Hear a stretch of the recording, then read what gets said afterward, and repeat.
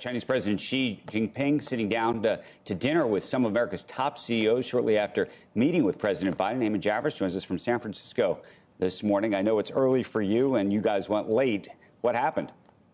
Well, Andrew, that's right. The leader of the Chinese Communist Party told a room full of many of the wealthiest capitalists in the world last night that China is, quote, ready to be a partner and a friend of the United States.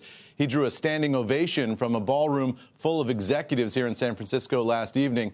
Some of the biggest names in finance were there, including billionaire BlackRock CEO Larry Fink and billionaire Blackstone Group CEO Steven Schwarzman, who flanked the Chinese president Xi Jinping at the head table. Also in the front of the room were Tim Cook of Apple and Albert Bourla of Pfizer, among a host of other executives.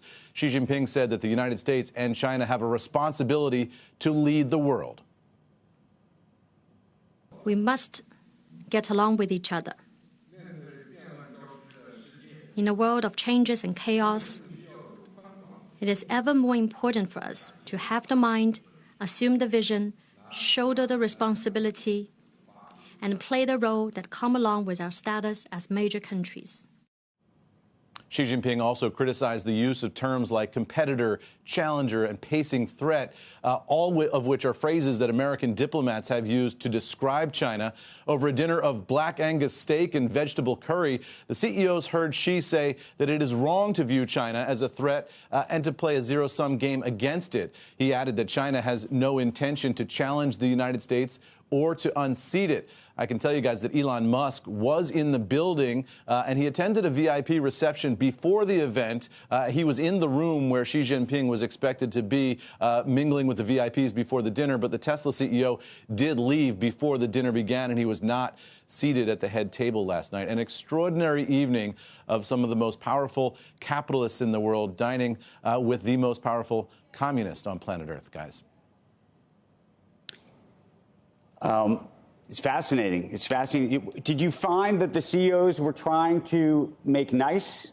Was there anybody who was effectively saying, look, we have a national security problem here, we want to actually get at some of these really thorny issues? Or was that it was all too controlled and too polite?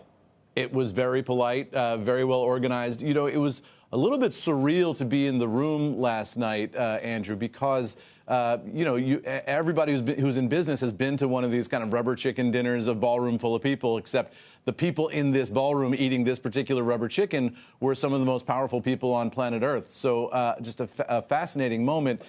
Xi Jinping spoke for about, I would say, about a half an hour, and the audience burst into applause on several occasions at lines that they liked in particular. We didn't hear from some of the top CEOs and financiers in the room.